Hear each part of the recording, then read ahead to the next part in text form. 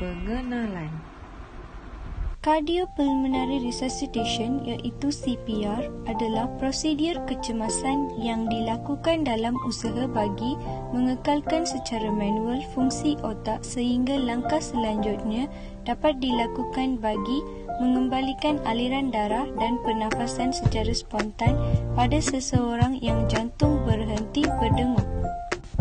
Ini ditunjukkan pada seseorang yang tidak bertindak balas dengan berhenti bernafas atau pernafasan tidak normal. Tujuan CPR diberi adalah untuk menyelamatkan nyawa sehingga mangsa mendapat rawatan pakar di hospital. CPR boleh dilakukan kepada orang yang tidak sedarkan diri, tidak bernafas dan orang yang bernafas secara tidak normal. Tindakan awal oleh komuniti dengan memulakan CPR segera di tempat kejadian meningkatkan kebarangkalian mangsa untuk selamat. Mari saksikan video CPR tersebut.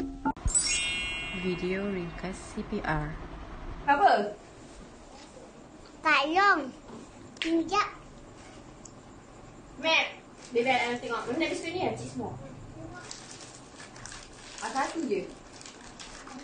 Okey, nak. Dah, habis dah.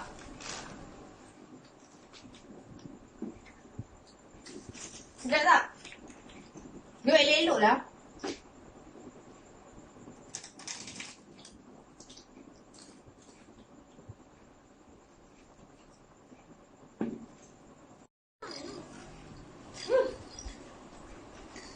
Jadi kalau nak haus minum lah. Anak yang bola kat luar je.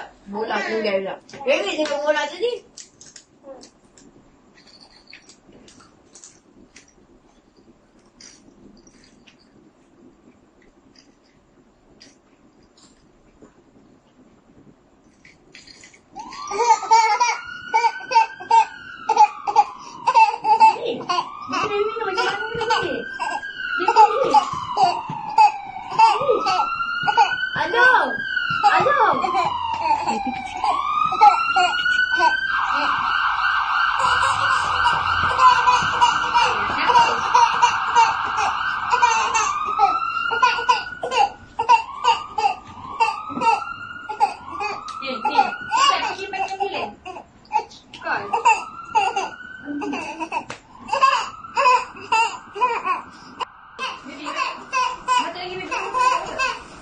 Sekiranya mangsa tidak berjaya mengeluarkan makanan tersebut, lakukan tekanan belakang di antara bahagian tengah bahu sebanyak 5 kali menggunakan sebelah tangan.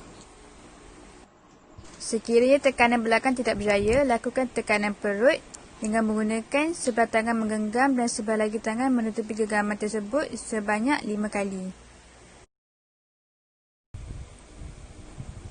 Periksa saluran pernafasan. Jika terdapat makanan, keluarkan. Jika tiada, lakukan tekanan dada dengan menggunakan sebelah tangan dan letakkan di bahagian tengah dada dengan memberi tekanan sebanyak 15 kali.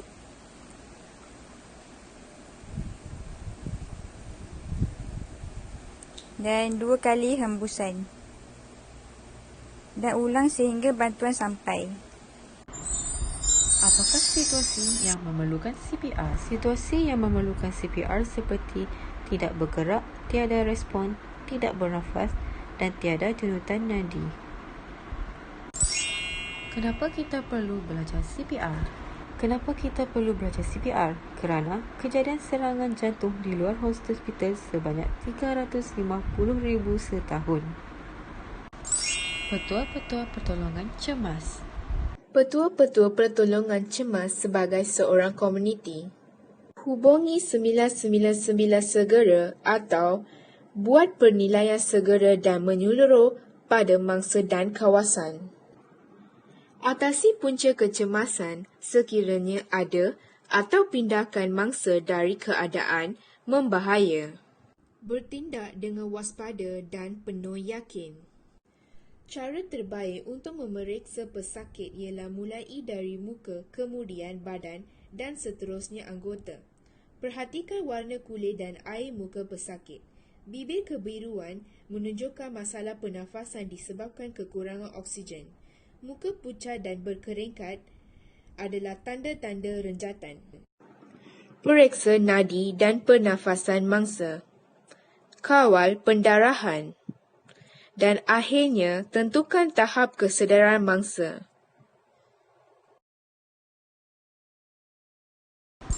Cara-cara CPR untuk dewasa, kanak-kanak dan bayi.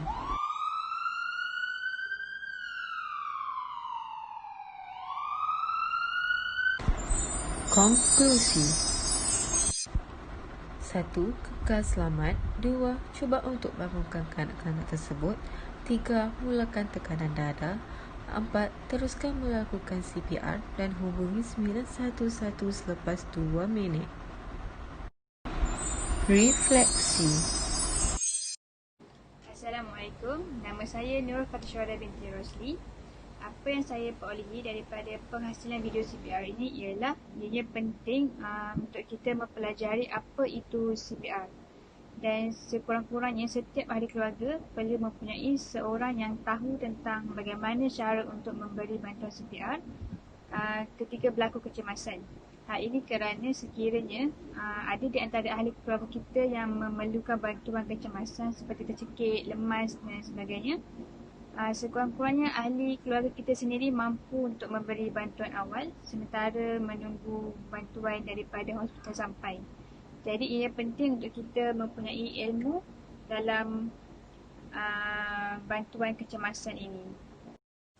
Assalamualaikum. Saya Nur Syafarina binti Saidin. Apa yang saya dapat dari mempelajari video CPR ni? CPR ni kita dapat membantu seseorang ketika berada dalam kecemasan. Sebagai contoh yang terdekat saya boleh bagi, seperti penyakit serangan jantung. Kajian menunjukkan bahawa 350,000 manusia yang mengalami serangan jantung berada di luar kawasan hospital dalam masa setahun. Hal ini juga 9/10 serangan jantung tidak dapat diselamatkan dan 70% serangan jantung terjadi apabila di rumah. Jika kita mempelajari CPR dan kita dapat melakukan CPR dengan betul, kebarangkalian 2 atau 3 kali ganda mangsa akan dapat diselamatkan. Hal ini, belajarlah CPR. Dengan mempelajari CPR, kita dapat menyelamatkan banyak mangsa yang memerlukan. Terima kasih. Hai, selamat sejahtera. Nama saya Sanggita. Dalam tugasan video ini, saya dapat banyak pengetahuan tentang CPR. Seperti ditayangi tadi, CPR menyelamatkan nyawa membantu penerusan bekalan oksigen ke otak sehingga pesakit diberikan rawatan yang lebih spesifik ataupun sehingga pesakit sudah tidak dapat diselamatkan lagi. Kebolehan anda untuk mengesan tanda-tanda jantung terhenti dan memulakan CPR secepat mungkin akan membantu menyelamatkan nyawa mangsa. CPR harus dilakukan tanpa melengahkan waktu. Dengan melakukan CPR, anda membantu jantung seseorang mengepam darah secara manual ke organ-organ penting dan seterusnya melambatkan proses kematian sel-sel mereka. CPR awal walaupun hanya dengan cara menekanan dada tanpa bantuan pernafasan terbukti meningkatkan peluang seseorang untuk hidup sebanyak 2 hingga 3 kali ganda selepas jantung berhenti bernafas. Terima kasih. Hai, saya Divya. Refleksi saya tentang CPR dapat menambah ilmu pengetahuan dan saya juga dapat menolong orang dalam kecemasan dengan penuh yakin. Saya percaya bahawa kerana saya dapat menyelamatkan nyawa daripada membuat tekanan CPR kepada seseorang yang tercekik dan pingsan. Sekian, terima kasih.